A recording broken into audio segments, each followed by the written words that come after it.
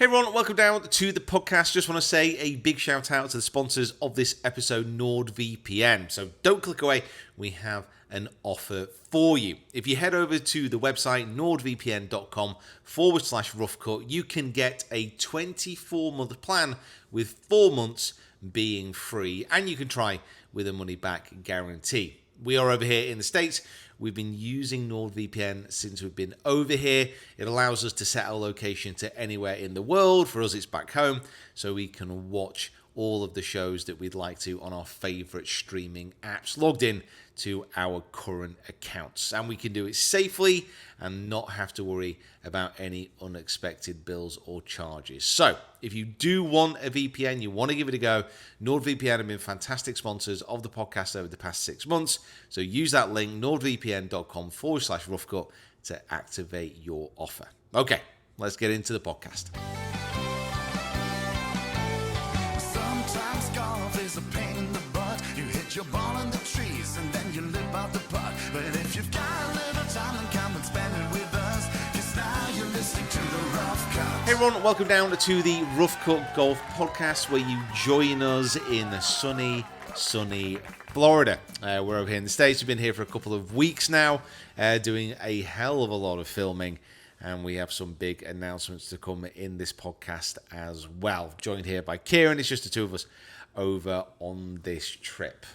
Kieran, how are you? Yeah, very, very good. Yeah, no, it's lovely to be out in the sun. It feels like we've been here for a while. It does feel like we've been here for a while. But it's been amazing. We've been up before this. We were at the Johnny O Summit. And that summer summit, that was incredible, up in Raleigh, or near, Wilmington. Wilmington, North Carolina. Yeah, we've been up there. We've got loads of videos filmed there. Also happening this week, we had Tommy Fleetwood winning in India. We've got a little bit of a chat about some unusual golf destinations that you might not automatically assume about going to if you are on a golf trip. And we also have a reaction to Good hosting a PGA Tour event, which is pretty big news within this space, and echoes in the halls of power beyond simple old YouTube. So, starting off with Johnny O. Yeah, the Seaside Summit, it was up in Wilmington.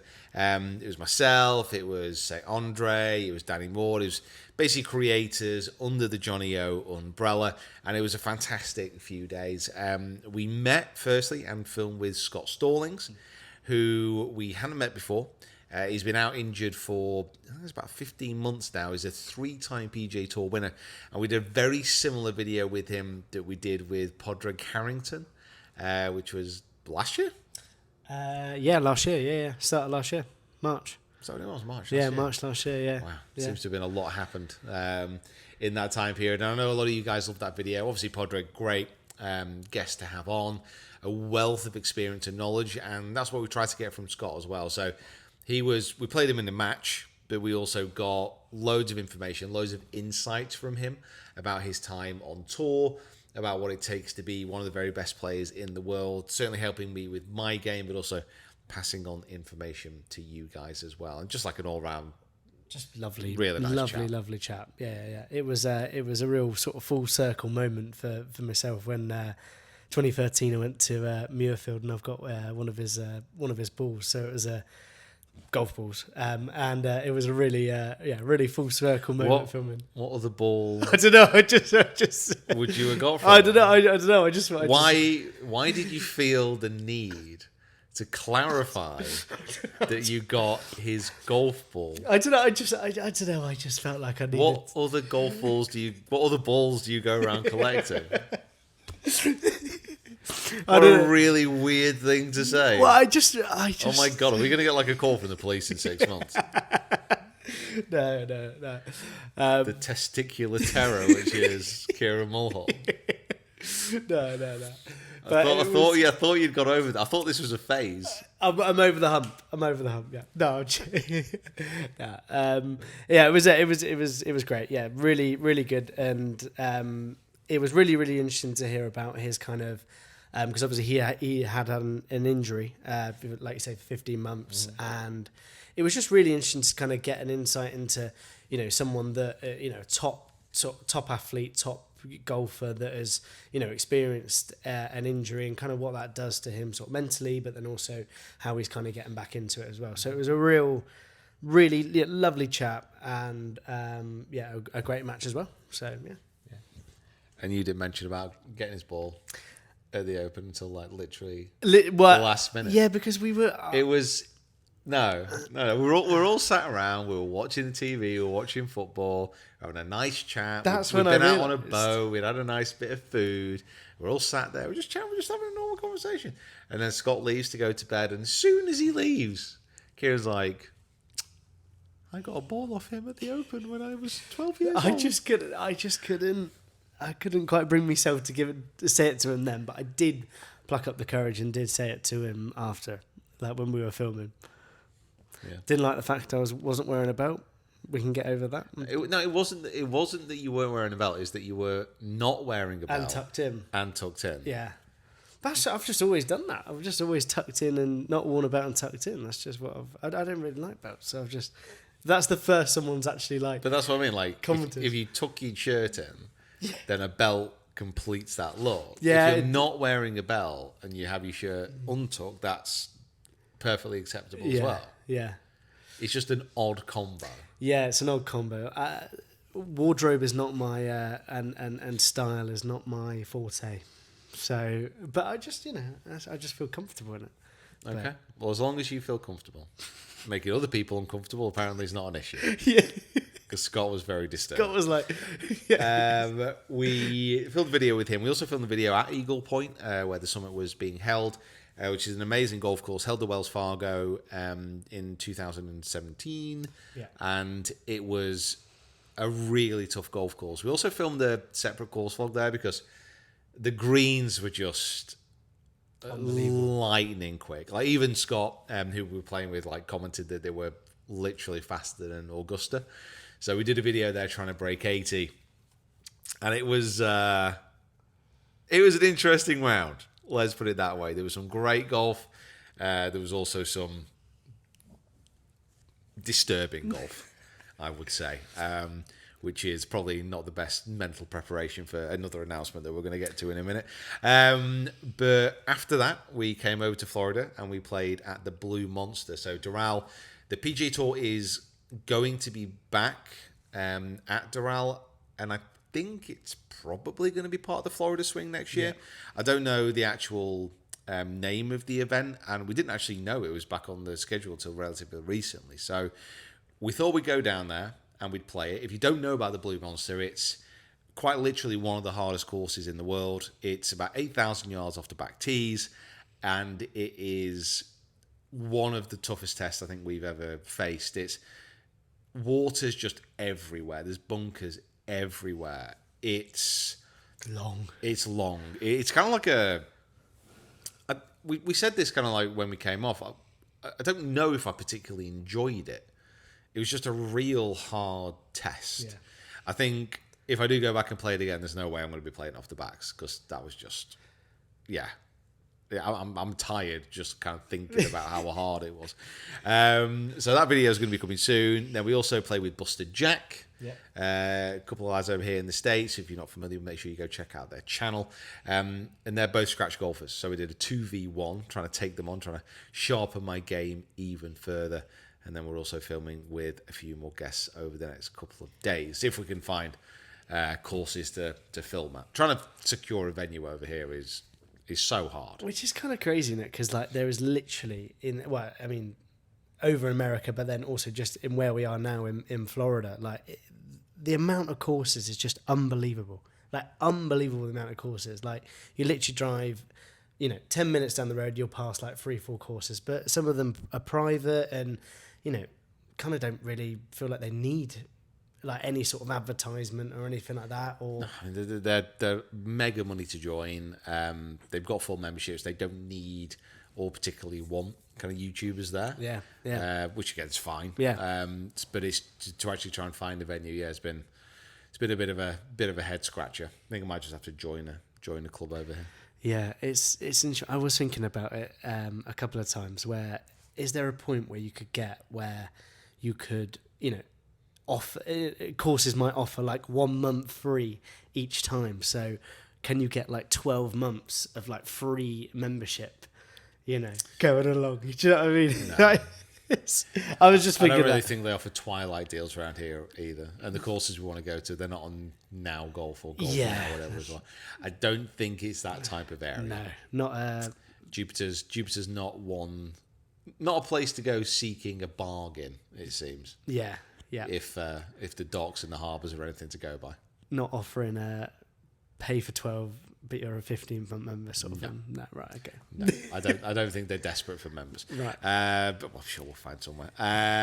So that's going to be happening over the next few days. We've also got a pretty big announcement, really, I suppose. So over the past few weeks, we've been trying to figure a new event, a new experience that certainly I've not done before, and that we've not filmed before. So over the past, couple of years, I'd say, events, Tour Pro events, and tours have been trying to interact with YouTubers a little bit more and trying to migrate audiences. So from us to them, from them to us, trying to get a few more eyeballs on certain tournaments by using sponsors' invites. And I have been invited to play in a tour event. So this is the Egyptian Open. It's been around for over 100 years, and it's back after a hiatus of about a decade. It's going to be done through the Asian Tour, and it's going to be my first ever full-on tour event. So 4 rounds, hopefully, 2 rounds in a court, and it's going to be taking place next week. So I'm going to be flying over to Egypt. I'm going to be competing in the Egyptian Open. It's a national open, which is something which I love. I love the idea of. I always think that the DP World Tour has one of the biggest advantages in many respects because it can talk about national opens, Spanish Open, French Open, Scottish Open, all these kind of things. And I'm not saying that the Egyptian Open is anywhere near that level or have that kind of prestige, but it is a really old event with a great history. I think Bobby Locke has won one of the first ones. It goes back that far. And we're going to be over. We're going to be playing, we're going to be competing, and we are going to be filming. How does it kind of feel to say that you're going to be at a tour event playing 4 rounds with a cut? Hopefully it'll be 4 rounds. Yeah, but do you know what I mean? How does that feel? I don't know. I think I'm a little bit apprehensive. Also, I'm a little bit nervous, but probably not as nervous as I would have been a few years ago. I think sponsors using their invites, and obviously I've got some skin in this game, but sponsors using invites to attract people to play in events who will bring more eyeballs to that event, I think generally is a good thing. And because they're sponsors' invites, I'm not taking away a spot from somebody who would otherwise get in that event. So that's something which I think is always the sticking point with a lot of people. It's the Asian Tour, it's the developmental tour of the Asian Tour, and I've not gone through Q School. I've not earned the right to play in a regular season on any of the Asian Tour or the developmental tour. But because this is a sponsor's invite, I'm not going to be taking anyone's place. I'm going to be able to play in this tour event. I'm going to be able to film videos there and then release it to you guys. So from everyone's point of view, it's a bit of a win-win. And it's going to be an interesting experience. The course at Maranati, which is just outside of Cairo, looks cool. It looks like a great spot. And I've always wanted to go to Egypt as well. So it's kind of knocking out quite a few things on the tick list. How do you think that how do you feel about your game at the moment? I don't know. I'm maybe not as confident in my game as I was a few months ago. But having said that, started to play a little bit more in the last couple of weeks. Obviously, being over here, we've kind of played every day. And there's some really good stuff. There's some really kind of negative stuff as well. I've been hitting some really weird shots. Tour golf and tournament golf is just so much different than what you do on YouTube, though. Yeah. So it's more, not so much a technique shift or I'm trying to do anything differently. It's more getting back into a mindset of this isn't a YouTube round of golf. Even though we're filming it, I do have to start treating this again like kind of open qualifying, where we're taking it seriously. We're focusing on every shot, and we are starting to trust that process again. The process has been on the shelf for a bit. It hasn't. I've had a pretty process-free zone recently, so that is going to be coming back out. I think that it's going to be interesting though, isn't it? Because obviously, like you said, you've done open qualifying this year and doing loads of events, and then getting through to final open qualifying, where you've got literally some of the best players in the world. Like that experience should be good for you though, because like you going into this event, because you kind of going into open qualifying, the final, you probably felt that. You didn't feel out of place because you knew that you were good enough to be there. So I think that that's probably going into this event is probably going to be a very similar thing, where you kind of feel like you are good enough to compete with these guys. Is that kind of how you feel? Not sure about that. Not sure about that because I've been looking at the scores on this tour, the order of merit, and I've not shot 20 under over 4 rounds before. Right. So Yeah. I think to kind of suddenly raise my game to that kind of level is going to be pretty tricky. Yeah. But as you mentioned, I have played some good golf, and my golf this year has probably been better than it ever has been. So translating that into a tour event is going to be interesting. It's going to be tough. I know now that I'm going to be nervous, but that's kind of fine. It's almost like I expect that, and I think I know how to deal with that a lot better than I used to. And I'm also going into this being the best putter in the world, so That is very true. that's kind of like a different frame of mind. I've never had that before. That's very, very true. And on I imagine the greens are going to be like they probably were, at Eagle Point. You're going to get some, had some good practice. There's there's absolutely no way they're going to be that fast. Yeah, that's very true. A little bit slower, but Eagle Point is actually a different level. But the guys that you're going to be playing with as well, like these guys are like playing for. They're going to be, it's going to be a big event in terms of like, it's not necessarily got the name. I think on this developmental tour, the Asian tour, it is, and it's one of the tours. So the way that a lot of professional golf is structured around the world, you have tiers. So you've always got PJ Tour, DP World Tour, European Tour. They're like top of the pile, and live to an extent, but to qualify through to live is the access into live is obviously different. We know about that. We know it's very different than like what a traditional tour setup is. Yeah. So you have those top tours, and then below them you generally have kind of feeder tours. So PJ Tour has Corn Ferry, European Tour has Challenge Tour, and then underneath those, I mean, almost to the side of those, I suppose you've got Asian Tour. Yeah. But then Asian Tour has its developmental tour, and the players on that are generally young, new professionals coming through, trying to find their way, trying to make their way in the professional game. So we'll be playing with people who maybe not now, but in 2-3 years, literally, people will be saying, "Oh, where did Harry come from?" Yeah. It's like, "Oh yeah, we met Harry a couple of years ago, and we knew he was a great player. And look at him now, DP World Tour, Asia Tour winning." Yeah. So that's the type of kind of tour it's on. I'm pretty sure it's world ranking points. Yeah, that's going to as be, well. Yeah, that's crazy. So I think with a world ranking point event, I'm pretty sure you get awarded world ranking points just for showing up. So as long as I tee off and I finish 2 rounds, even if I miss the cut, I'm going to get a world ranking again. Right, okay. So that's a positive. Yeah. It'd be crazy that like if I mean, this is just such hindsight, but like thinking if you're going to get like a top 10 or something like that, like what that would do for your world ranking points, what that would do for future events, like like all those things are just kind of going round. None of that actually matters. Yeah, no. I'm not. The thing is, I am not playing in this event to try and then play on the Asian Tour. I'm not playing in this event to go on and try and be a tour pro. That's not going to happen. I have no interest in that, and I'm not good enough to do that. This is more of like a one-off event, which I'm looking forward to. I think it's going to be great. But also what it does, and what I'm hoping for, is if I do manage to play well, or even if I don't play well, as long as I don't, do anything crazy like fall into a water hazard. Generally speaking, it should put me and it should put again some maybe some other YouTubers in a frame of reference where if we get these people in a tour event, they can give exposure, and it could be a net positive to everyone involved. Yeah, this has happened before. You got the Bryan Bros in the the Butterfield Bermuda Championship.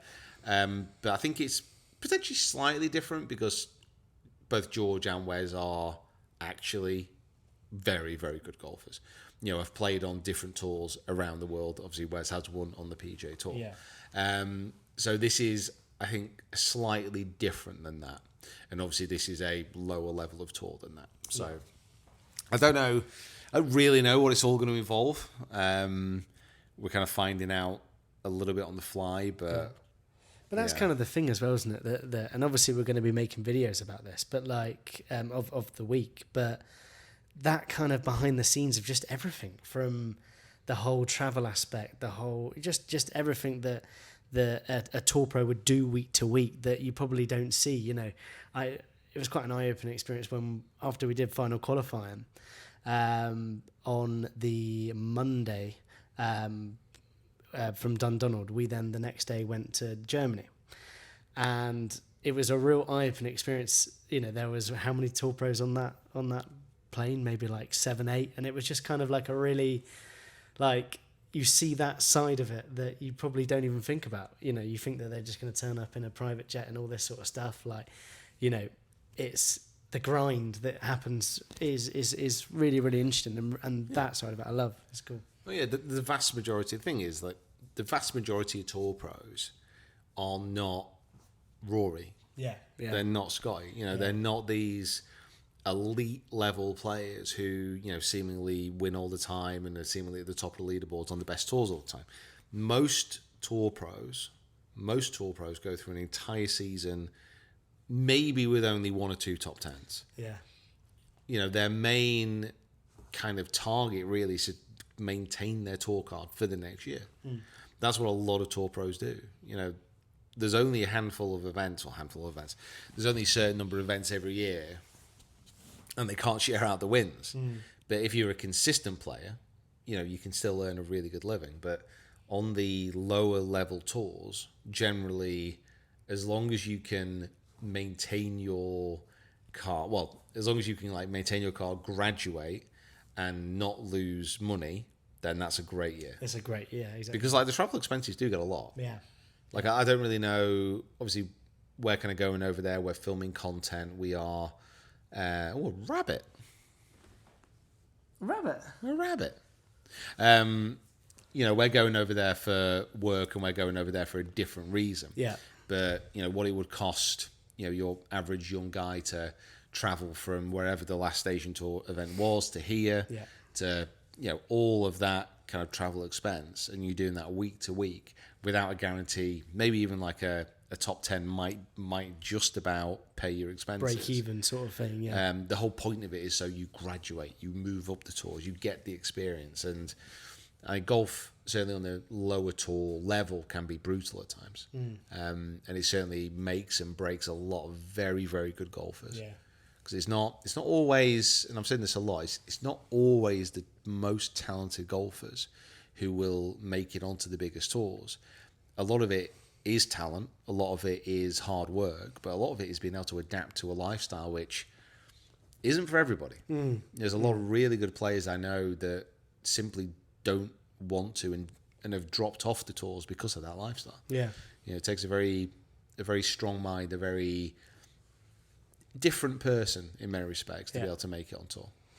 Because of the sacrifices you have to make and the travel and all this sort of stuff. Speaking about kind of what Scotty speaks about, with his families and stuff like that, and it's not just sacrifice, because I think if you want to be really good at any job, you've got to put the time in, you've got to sacrifice. That's the same. If you're smashing a drive over 350 yards and getting birdies, or if you're one of the best bricklayers in the world, it's the same thing. You've got to put in the time. But what tour golf does, which really saps a lot of people, it's just the consistency of the travel. it's being away from home for long stretches, and it's usually because it's a cut-based event, it's a brutal kind of reality check at times. If you're playing poorly and you go 4 to 6 weeks traveling without making a cut, you can be pretty deep in a hole financially very, very quickly. Yeah. And then all the pressure starts to mount up, which is why a lot of people just don't like it. Yeah, But I'm not going to be doing that, so I'm all right. No, it's tough, and it just shows that. Yeah, it's just going to be really, really interesting to see how this week goes, and I'm really, really excited to see what happens with it. Tour golf, eh? Yeah. Talking about tour golf, we have news today. I said Monday, and tomorrow when you watch this, Tuesday. So Good. So very famous YouTube golf group, been around from 2020, it says here. But the guys in Good, like, Garrett, have been around for a lot longer than that. But the group and the business and the whole brand of Good is relatively new. But in that time period, it cemented itself as one of the biggest golf brands in the YouTube space, and has also attracted a massive amount of investment. So £45 million it recently raised because of its clothing brand, because of everything that comes along with Good. I'm really, really happy. I'm kind of weirdly proud, I suppose, being in the YouTube space for as long as I have, that Good have managed to pull this off.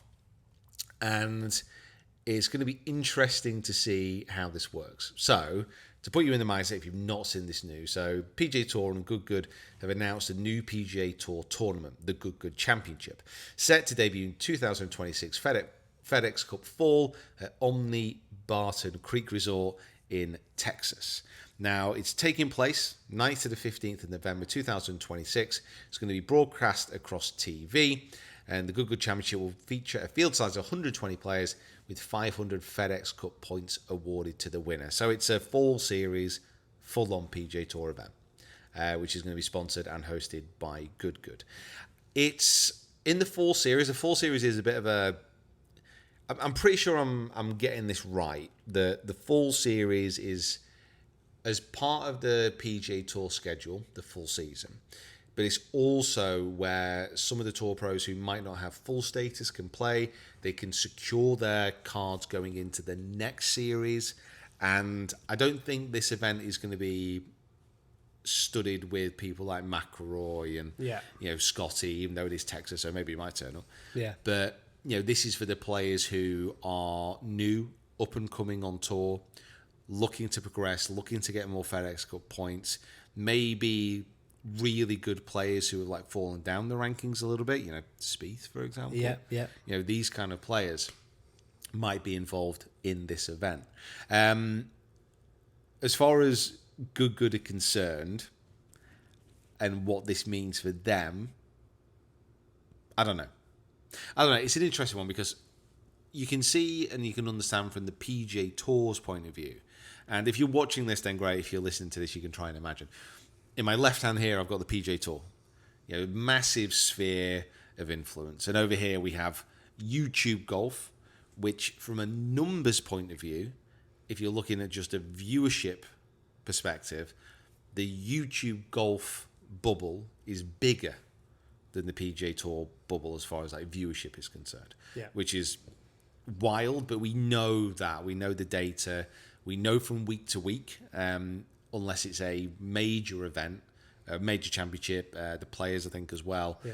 Generally speaking, on a week-to-week basis, more people are going to be watching YouTube golf than PGA Tour golf, which sounds crazy, but we kind of know it's true. Now, that's nothing to say that the brand of the PGA Tour and the players that play on that and the competition aspect isn't more popular as a whole. We just, that's kind of subjective. But we know that the PGA Tour, DP World Tour, the tours in general, they want to try and migrate viewers away from the YouTube space who might not be interested in PGA Tour coverage or Tour Pro coverage generally and get them to watch more events on there. Yeah. I think what YouTube golf has done over the past decade is the opposite of that. So Tour golf, for years and years and years, that was realistically the only form of golf entertainment. You had like the Golf Channel doing shows like Big Break and stuff like that. Yeah. But really, tour golf, watching the very best players in the world play, that was how you got entertained with golf. Yeah. Over the past 10 years, more and more viewers who would regularly watch that have migrated across to YouTube golf. We are a very small part of that, but you have massive channels out there who are just bringing in an incredible amount of views, an incredible amount of retention into the YouTube space. And a lot of people who watch YouTube golf aren't actually interested in watching tour golf. So I think what this is a way to try and get these two spheres to interact a little bit more, to build a bridge between the two. Yeah, and do you think that they would be able to, with this kind of idea that, of amalgamating the two, do you think it will work? Do you think it will work? I'm not sure. I'm not convinced, because I think, as mentioned, a lot of people who watch Good, a lot of people who watch YouTube golf won't actually watch a lot of tour golf. And I think the only way that this works, and the only way that they can pull viewers over, is if there are members of Good playing in the event. And you'd like to think that someone like Brad and Sean... I think, Brad and Sean. Yeah, Brad and Sean. I mean, maybe Brad, Garrett, maybe, but... I honestly don't think he would. I don't think he'd be interested. Yeah. Like, I know Garrett a bit. I don't know him, amazingly well, but from, the golf we've played, the conversations that we've had, he loves YouTube golf. He loves playing YouTube golf. He loves that environment. Yeah. I don't think he's particularly bothered about playing in competition golf, especially PJ Tour golf. Yeah. Like, it's a difference. Remember, you've got to be, we've got to be honest about this. Like, me and Garrett played kind of recently. I think I maybe won by a few shots over him, but it wasn't a great deal, and he played some really good golf. But you compare me, you compare Garrett, you compare a lot of players to the elite on the PGA Tour, and it's not even close. Like, these guys are amazing at golf. Yeah. Like, occasionally we can be pretty good. Yeah. I know we're going to get into Podrick Harrington territory. Yeah. And it's about mentality shift, a lot of it, but these guys are really, really good. Really, really good. Yeah. Now, Brad, who I've played with a lot recently, spent a lot of time with, he's playing incredible golf. Like, he realistically is playing tour level golf right now. Yeah. But I think with Brad as well, he's been an amazing golfer for a long time, and I think he's just starting to. I don't know the best way of describing it, but for me, I think he's starting to kind of see and understand a little bit just about how good he is. Yeah. And Sean is just an incredibly steady, consistent, good golfer. Like, he can play tour events. Yeah. Because he very rarely does much wrong. Yeah. So, those two guys, I would expect, if they can get sponsors' invites off the sponsors of the event, good, I think that they would play. Yeah. And I think what would be really frustrating, and we saw this a little bit with the Butterfield Bermuda Championship when the Brian Bros were playing in it. The sponsors got them into that event, and the TV coverage almost completely ignored them. Yeah. And it was so frustrating because, again, I don't know this for sure, but you would imagine that the PGA Tour have given Good the opportunity to have this event, because the PGA Tour aren't just going to randomly give out events. Yeah. You can be a billionaire and say, oh, by the way, I'm thinking of hosting this event. It's going to be great. PGA Tour will probably go, well, like, what? Like, talk to us about this. Like, what is this event going to be? They're not just going to give it away. So there will have to have been a conversation between PGA Tour and Good to say, what is this event? What's it going to be? And I cannot envisage a world where the PGA Tour haven't gone and thought, okay, how are we going to get good viewers to watch this? Just being a good tournament isn't going to do that. Yeah. We need to actually show good members playing in this event. Yeah. Or else people are just going to be really frustrated. Yeah. I would be. Yeah. Like, if I watch this event, I want to watch my mates. I want to watch Brad. I want to watch Sean. I want to watch them playing. Yeah. And from a viewer point of view, even if you don't know these guys, you want to be turning on this event and you want to be watching the people that you watch on a weekly basis. You want to see how they compete on the PGA Tour. You're not, again, would you be massively bothered about who wins this event? Apart from supporting Good, and you want them to succeed, are you going to be that arsed about who wins? Yeah, no, it's just. Or are you more- going to be watching the Good members? Yeah. So if that happens, they play and they don't get shown. Yeah. I wouldn't. I'd probably switch off. Yeah. It's And really. I watch a lot of golf. Yeah, it's really interesting, and you would think they've got a year to, more is going to be coming out about this, who's going to be playing in it, and whether there's going to be some sponsors invites, whether other people like Grant, yourself, these other potential people, Luke Kwan, or all these types of people that could potentially get in. It'd be really, really interesting to see. And then this build up to, we've got a year to build this up. So hopefully it would be something that can work. And it'd be really, really, really, really interesting to see what the conversion rate that's probably the right metric we're looking at here, conversion rate, because it's a lot different than watching a 1 hour 18 hole special than watching, that's sometimes where, tour golf, just golf in general, can fall down, is you're gonna have to be watching for 5-6 hours, which is obviously a little bit different. But I think you'd see the only way that you're going to be able to tell, and I think this is going to be perfectly possible, is the full series is not just one event. No, the full series is multiple PGA Tour events. Yeah. So a month or so after, well, not even that, maybe a few weeks after these events have been held, you'd be able to turn around, look at what the data shows, and say, okay, how much more was this event watched compared to this event or this event? Or how was it watched less? We don't know. Yeah. So that's going to be the interesting point. Yeah. But I think from a good standpoint and from a YouTube golf standpoint, this really does mark a bit of a turning point. This is something different. Yeah. This is could have done live events before, and we've all done videos and we've all done projects which is outreaching from the YouTube sphere. Yeah. Bringing other people in or doing things which would hopefully attract a new viewer into YouTube. This is by far the biggest step from a YouTuber or YouTube group within the golf space to then get, that tour level aspect, that tour level effect. Yeah. Obviously, you've had kind of Rick, who's doing stuff with Liv, and Liv have signed him as a official content creator. And again, that's not the same as this, but it's the same idea. Yeah. Take a really popular YouTuber, bring him over to the tour in some respects, and try and have a transfer of viewers. Yeah. This is something that we're seeing more and more and more. Yeah, and it is going to be really interesting, because even now my kind of clogs are turning in the sense of like, is it clog? Your clogs. The cogs are turning. Yeah, the cogs If are you've turning. got clogs in your brain, well, you've got cogs either, but yeah. I'm thinking like, where could this tournament be in a couple of years time? Obviously, this is being held in November. Fall season, like you said, probably not going to get the likes of a Rory, a Scotty, and all these other sort of players. It'd be interesting to see, like, if from this, and it does work, whether this actually gets moved, and this is actually going to be within sort of the build up to the major season, or it's going to be within the major season. It's going to be a really interesting to see how they could, and I could see how they could scale it.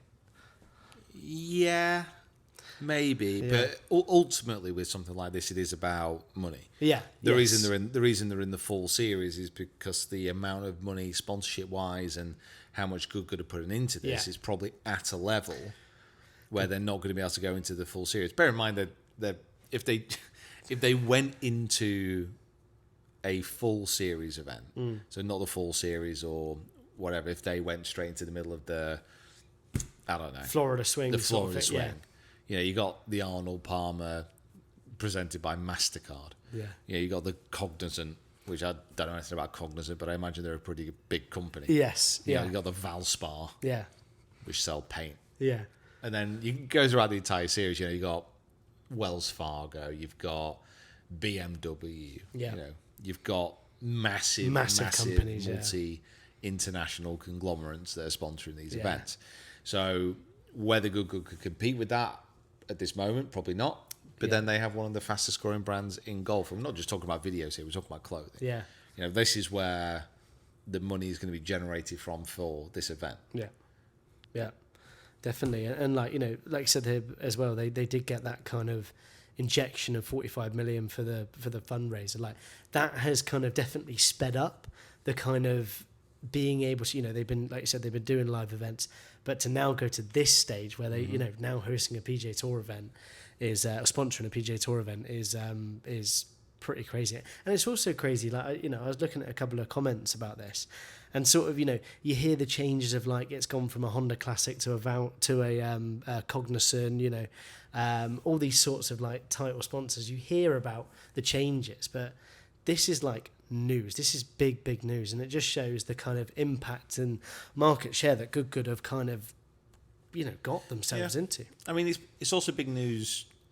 It's big news for us. Yes. It's big news for people who probably watch our videos and kind of listen to this podcast because they're plugged into the space. Yeah.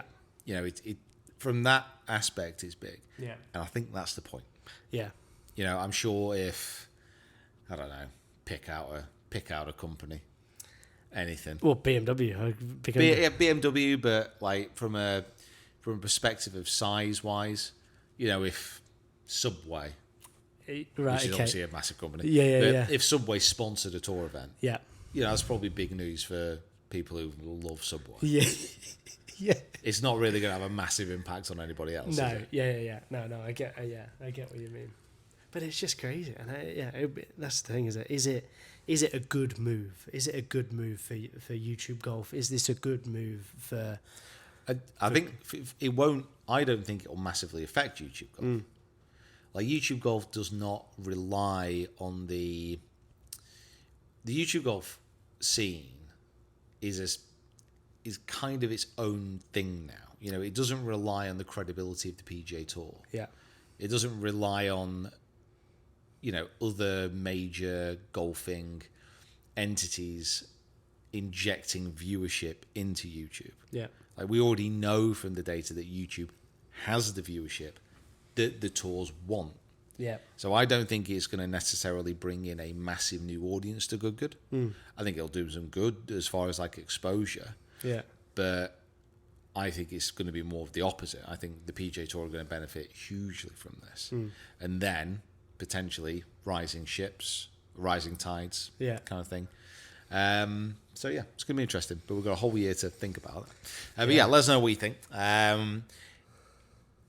We'll move over to India swiftly. We'll fly over. That's a It's not a segue. It's just 15-hour flight. it's just a full stop. Yeah. Just we just want to touch on Tommy Fleetwood very quickly. So, over the past few years, Tommy's been playing some incredible golf, like one of the most consistent golfers in the world. And he's just not really, he's not been able to get over the line. Like he's been up the top of the leaderboards week after week after week, not been able to get it done, never won on the PGA Tour, obviously won before on the DP World Tour, and then come around the Tour Championship, the FedEx Cup, gets over the line, biggest payday of almost any golfer's career, smashes it. Awesome news, Tommy. Like, brilliant stuff. And now, he's gone over to India, DP World Tour, and he's managed to win that event as well. And I think win it with style. The field was strongish. Yeah. It was a DP World Tour field with some added additions. So you had Victor Hovland, you obviously had Rory, you had Shane Lowry, you had Brian Harmon, you had Ben Griffin. Yeah. You had a selection of like top 20 players in the world against a kind of average strength DP World Tour field. Yeah. So, you would expect Tommy Fleetwood to be up and around the top of that leaderboard anyway. But what Tommy did in this event, which I think it was great to see, is that maybe in the past few years, up around the top of the leaderboard, come Sunday, he'd fall away. The putts wouldn't drop, and he just wouldn't be able to get over the line. Whereas in this event, the opposite was true. So he had a bit of a slow day on Saturday, and then he comes out, shoots a 7 under on the final day, and manages to climb to the top of the leaderboard, wins by 2. So he went out and he won this event. Yeah. He won it. Yeah. Which hasn't really happened much. And the argument would be is that the Tour Championship, potentially in a roundabout way, it was a limited field event. There's no cut. You know, if he was going to win an event, potentially it's one of the best ones he could have won, but it's also against a small field. Yeah. Now, I'm not saying this field was stronger in total, but it was a full field. Yeah. It's with a cut. Yeah. It's the type of event that over the past few years he's not won. Yeah. And he went out and won this. At a golf course that was a tight course that people, it's not your normal course where it's driver everywhere and stuff like that. It is a well, kind of a plotter's course in some respects. Yeah. Well, he didn't hit a lot of drivers. No. There's a lot of mini drivers, a lot of fairway woods, a lot of lines off the tees. And I think it was a nice departure in many respects from the usual kind of bomb and gouge. Yeah. It's all about balance. Like, you don't want to be seeing a plotter's golf course every week. No. Yeah. But you don't want to be seeing a smash fest every week either. You know, you want a bit of variation. And is it Royal Delhi Golf Club? Delhi Golf Club was, it was tight. It looked tight. I wouldn't want to be nervous playing that event. Leading by one, coming to like that'd be 50, twitchy. 50. There was so many players in the jungle. Yeah, so many players, including Rory. Rory was in. It was like you're saying there, like that Tommy went out and won it. Obviously, that was one of the things that kind of we've spoken about for kind of 18 months really, about how he's been close, and we just can't have that final like end product and stuff like that. He'd be always up there, one of the most consistent golfers in the world, and then wins the Tour Championship, and now we're kind of saying that he's going to go on a bit of a run, and it should be said, like, he's won. He obviously has won on DP World Tour before, and it's not really been that long since he won there either, but over the past kind of 18 months, 2 years, it's been so evident that he's been up and around the top of the PGA Tour leaderboard so consistently that he kept saying, I'm doing all the right things, I'm in the right place, I just need to keep going. But it must have been hard. He must have felt at some point like, what have I got to do to get over the line? And now all of a sudden, there's 2 wins in the last 2 months. Like I said, confidence must be absolutely flying high. Remembering how to win, getting over that line a couple of times. Kind of just don't want the season to end for him. Yeah, like want the majors to come now. Yeah, exactly. Like, kind of in a Marco Penge, kind of those two are kind of like, God, why isn't the Masters in November? Like, again, that sort of thing. Like, it's obviously there's a couple more events. Obviously got races to buy and stuff like that. But yeah, would be. Yeah, he definitely doesn't want it to end. Like, it's the smallest things as well, because like the golf he's played over the years has been so good, but like apart from the Tour Championship, I don't think I've ever seen a golfer in the space of 2 years hit such good putts that don't go in. Yeah, like the amount of lips and the amount of kind of close calls he had on the green. Yeah. It was weird. Yeah. It kind of felt personal, like the golfing gods were just not letting him hold putts. Yeah. So to see them finally start to drop when it matters, it's class. And it would be good to see him go on a bit of a major charge. Like he's the top of the list as far as best players to not win a major. Certainly now. Yeah. Certainly now. Other people kind of drop up and down that list, but for me, he's the top of that. Yeah, definitely, and it's interesting to see that. Did you see his son Frankie as well? Yeah, that was nice, and it was a good story actually. Out of the blue when they were playing golf recently, Frankie's little kid kind of just says, "Oh, I've not had the chance to run out on the green and celebrate with you." It's something that you see when kind of people win on tour. Like Scotty at the Open, sons and daughters kind of run out onto the green. They get lifted up in a Lion King moment. It's all very touching. And I don't think Frankie was there for the Tour Championship, so he's not had the chance to do that. And it's kind of weird how, I don't know, I suppose as a kid, like in that situation, you probably would notice that. Yeah. If you're watching golf, you're trying to see your kind of dad get over the line and win. He doesn't, and then Scotty wins, and then Scotty's kids run onto the green or whatever it may be. Frankie must be like, "Oh, I want a bit of that. I want to have my moment. I want to run the green. So to randomly come out with that, and then for Tommy to keep that in his mind and want to win the tournament partly because of that is pretty cool. I really, really like that. And obviously, Frankie got to get on the green. Frankie is literally just a national. He's going to turn into a national treasure. I reckon. Like there's some of the like comment like in a golf sense. Well, like one thing I don't like about the media is like when you build people up too early. No, yeah, that's A national treasure. Well, like you know what I mean. He's a golf child. I know, but like coming. I mean, lives in Dubai. The stuff he was saying, like about when he was at the Masters, and this and everything. Cool. Like he's just cool. Like he's a really cool, cute, cool little dude. Yeah, he is cool. What did you think to it being in India though? Like, yeah, I mean, we kind of said this. There are a few tour events in India each year, but India's not somewhere where I would automatically assume I'd want to go for golf. Yeah. It's somewhere I've always wanted to visit, but golf never really factored in my mind about that. Yeah. And there's a few places like that, like Italy, for example. Certainly when I was young, I've always wanted to go to Italy. I love the idea of it, but golf was never really my driving factor. Yeah. Kind of like Japan as well. I always wanted to go to Japan. Golf was never really kind of part of that. Yeah. And India's the same. yeah, But it did get us thinking. We have wrote a few down where golfing destinations that are a little bit unusual that you wouldn't automatically pick. yeah, Kind of where would you go? Now, we wrote a few down, but please get down to those comments and let us know if there's anywhere that you've been that you wouldn't automatically associate with golf but had an amazing time. Yeah.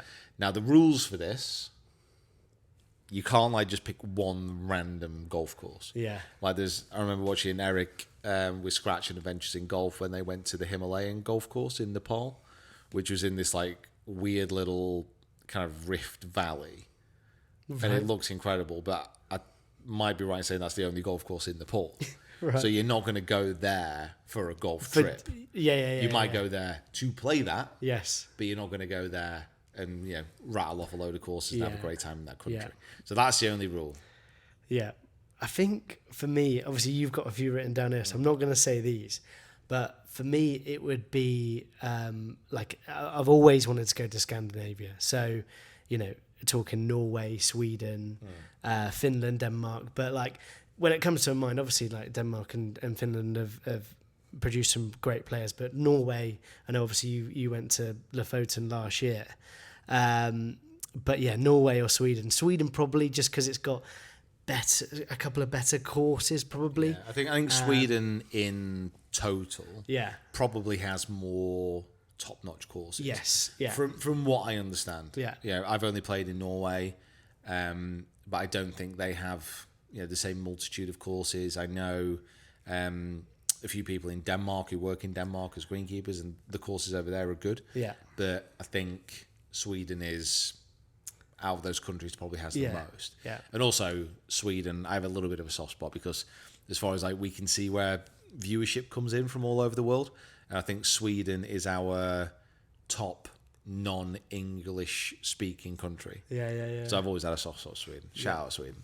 Love to go to Sweden. It just looks amazing. Like Sweden just looks unbelievable, and obviously has produced some incredible players. So yeah, I would definitely say. I think I've got the ones I've got written down just for, and we'll kind of bust through these pretty quickly. But I've got Bulgaria. So Bulgaria, it has a course called Thracian Cliffs, which if you haven't seen it, just Google it. It honestly looks like one of the most stunning golf courses in the world. But Bulgaria for me has always been one of those places where it has the single golf course. Yeah. But the more you look into it, the more you realise there's actually some fantastic looking courses other than Thracian Cliffs over there. And it's also a country which I've never been to. It's a country which is in quite an interesting spot in many respects. So it's kind of below Romania. It's almost the last country before you get into Turkey. It's next to Montenegro. There's quite a few really interesting little spots around there which I've just not been to. Yeah. So I'd love to go there. It looks like in the spring or the autumn it'd be a really good spot as well because Gets hot. it's on the same latitude as like south of Italy, I think. Yeah. So it would be pretty toasty. Yeah. I think it produces wine. Anywhere that produces good wine is hot. Yeah. In my head. Yeah. I think that's how it works. Yeah. No, I had a friend that went to Bulgaria for a golf trip, and it was just like, you know, kind of like from April to September, you sort of see like people go into like Spain, Portugal, you kind of normal places that, you know, hot places that to go on a golf trip. But yeah, he went to Bulgaria and played for Asian Cliffs and said it was unbelievably difficult, but stunning, like incredible. So yeah, but you get these places like this is what kind of happens with just normal holiday destinations as well. Yeah. Like Croatia. Croatia 10 years ago, no one was really going. Yeah. And now kind of everyone's going because it's amazing. has that got any golf? Has that got? I think it might have one. Is it? I think it might have one. I did have a look when I was over there because, you know, I'm pretty sure me and Carly are the same as literally any couple when they go somewhere nice, like, oh my God, shall we move here? Yeah. And I was like, well, it might be a little bit difficult as there's not a single golf course anyway, apart from one, which I saw. Next one, let's go Iceland. Yeah. So Iceland is, I mean, it's not going to be golfable for 6 months of the year, probably more. But the courses that it has over there, and there are a number of them, you could do a proper trip where you go over, you experience the island and play on some of these courses, which I have absolutely no idea how good they are from a design standpoint, you know, if they'd stand up to, you know, tournament golf course. But the settings over there are just unbelievable. It's very much like Lofoten. Yeah. Where, you know, you're in volcanic lava fields, you've got black sand beaches, you've got these ridiculously tall mountains, you know, oceanside views. It looks like somewhere you'd remember playing for a long time. You'd bore your friends to death with it if you went and they did. Because it's different, because you would feel like you have that kind of different perspective that you feel like not very many people have. I mean, I didn't really know much about Iceland golf until there was a Manners Golf did like a good sort of campaign there to show off their apparel, and like showing off the course. I was like, whoa, this is, like you say, the setting, like kind of crazy, like kind of like, well, how is there a golf course there, sort of thing. So yeah, I think I would even like want to go there to chew someone else's ear off about just how good and different, you know, golf is over there. But there you go. So Iceland, we're coming for you. I put on here I put on the Isle of Arran, which is, it's in Scotland. So Scotland's not like an unknown golf destination. If you don't know about golf in Scotland at this point, then I don't know. I don't really know what to say. But the Isle of Arran is off the coast, and it's visited by tourists a lot of the year for walking and sightseeing because it's a beautiful spot. But it's also got 7 golf courses on there, and you can pick a golf pass up, play all 7 for pretty cheap. The golf courses there are they're not championship venues. You know, they're never going to host a major event. Shishkeen is probably the best course there, and that's just an absolute acid trip. The rest of the golf courses are all right, but it's more about the experience and the views and being in a very, very special place. It is one of the most special places in the world, Aaron, and yeah, I absolutely love it. I don't think I've updated my will. I'm pretty sure I've got down for my ashes to be scattered there on Aaron. Have you actually? I think so, yeah. Wow, fair enough. I like that. That's good. I mean, how can you fit 7 courses on there, for God's sake? I mean, we've been there. I played Shishkeen, and like, it's big, but well, it's you know, it is big, but like 7 courses, it's not is a big crazy. island. The other courses aren't, like, they're not long. I mean, Corrie it's only a 9-holer, but that's kind of like where he's got an honesty box on the first. You know, you just chuck some cash in and go play, and you know, it's an experience. Yeah. It's good. And there's a few like that. The only one I've not played there is Loch Ranza, which is an 11-hole par 3 course. But I think that's got like deers walking around there and all sorts. Right. Yeah, it's cool. Anyway. You're kind of selling that a bit there. Mate, honestly, It's an amazing, amazing place. Yeah. Played Broderick a few times. I remember enjoying Broderick. Yeah. Last up, which is pretty close to home, is Wales. Yeah. Wales. Wales. The whole country of Wales. Yeah. Instantly, when you think Wales, I think Celtic Manor. But what else is out there? Obviously, we've done Abu Dhabi and... It's in an unfortunate position, because if you think about UK and Ireland, one thing that we have, so one thing that, we do better than anyone else in the world is links golf. Yeah. We have the best links golf courses. Yeah. And if you're coming over to UK and Ireland and you're having a trip, like you will go to a golf trip, you'd probably migrate to the links courses, and you want to experience that, because why wouldn't you? If you were going to pick in order, like what countries that you'd go to, you'd probably go Scotland or Ireland for links, pretty closely followed by England, and then Wales would be last on that list. Yeah, which is, And even if you went, like you wanted to play like Heathland or Parkland, you'd probably go England, Scotland, Ireland, and then Wales would probably be last on that as well. But it should. There are so many great courses in Wales, and it's one of those places that you could do a proper road trip, because unlike Scotland, you can't really go to some places in Wales and play loads of amazing courses within a very short space of time. Yeah. I think it's a little bit like Ireland in some respects, where you go play Ballybunion, and if you want the next big golf course, you then have to drive a little bit. You go to Enniscrone and there's nothing else there. You've got to drive on again. You go to certain areas. I mean, around Dublin, there's obviously some really nice courses within a short space of time. Yeah. But in Wales, you do have to travel from course to course. But around that coastline, I mean, you can go Porthcawl, which we haven't played yet, which we really need to. Yeah. You've got the places like Pennard, obviously, but you've got Abu Dhabi, you've got Royal St. David's. Conway. You've got Conway. Yeah. You've got such incredible links golf, and it's a shame, I think, that Wales doesn't quite get the recognition that it should do. Yeah. And it's such a cool place to kind of get around.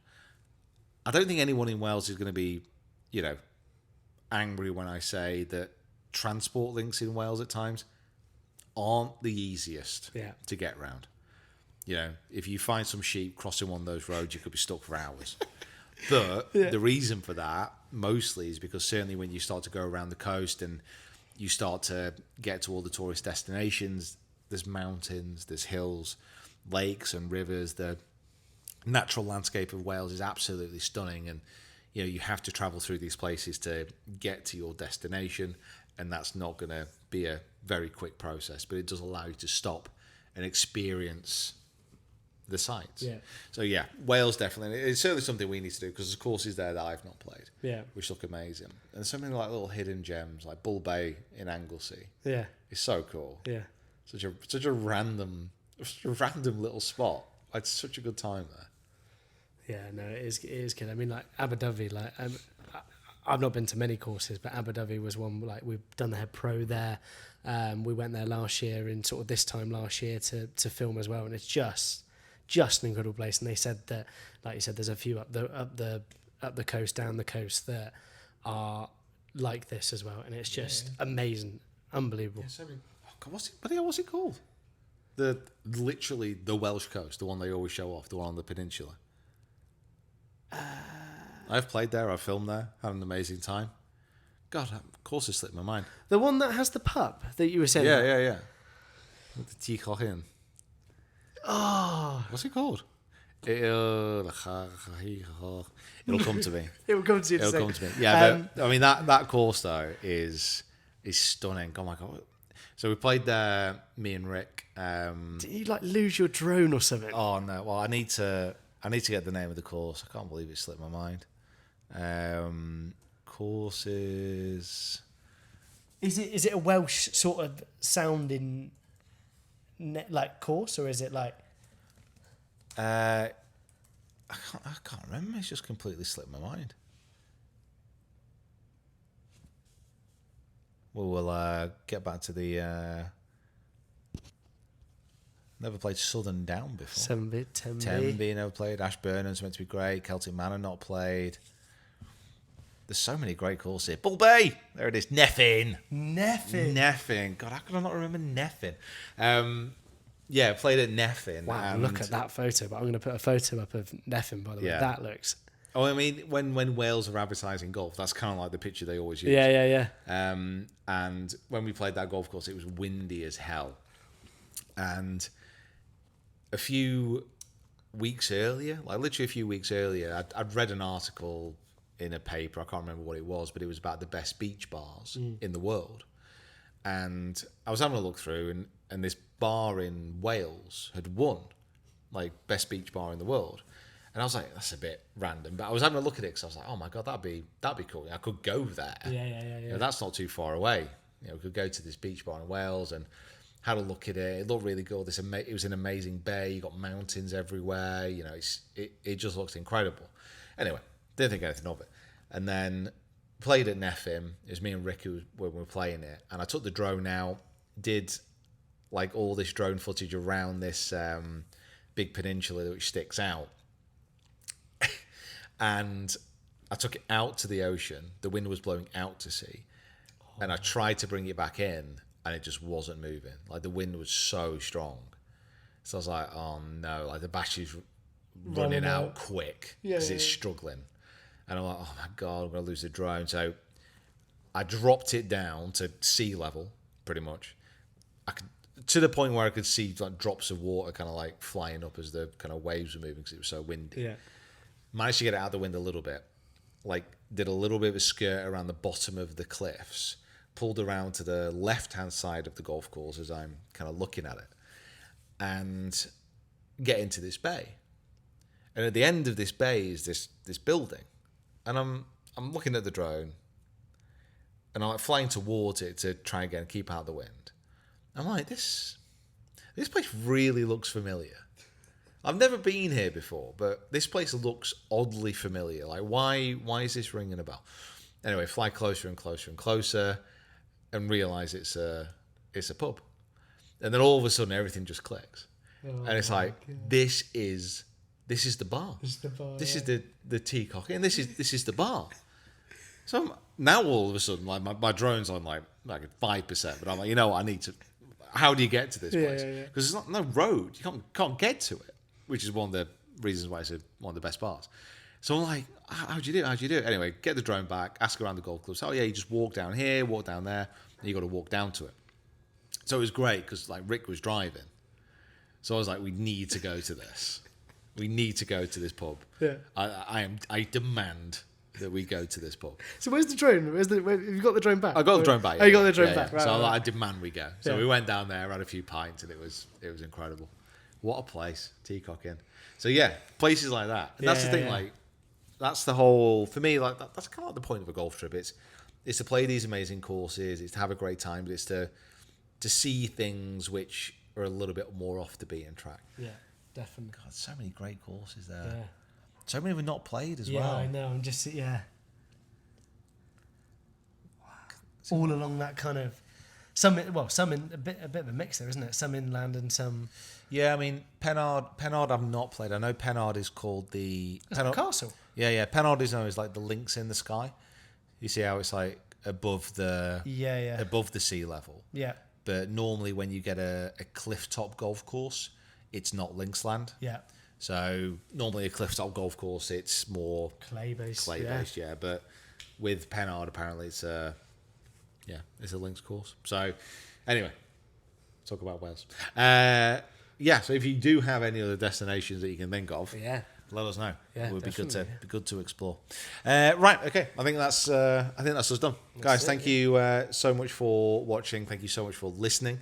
Make sure that you go check out NordVPN as well, sponsors of this podcast. The more people go there, the more people use the link. If you want a VPN, the more chances are they'll renew and keep sponsoring us.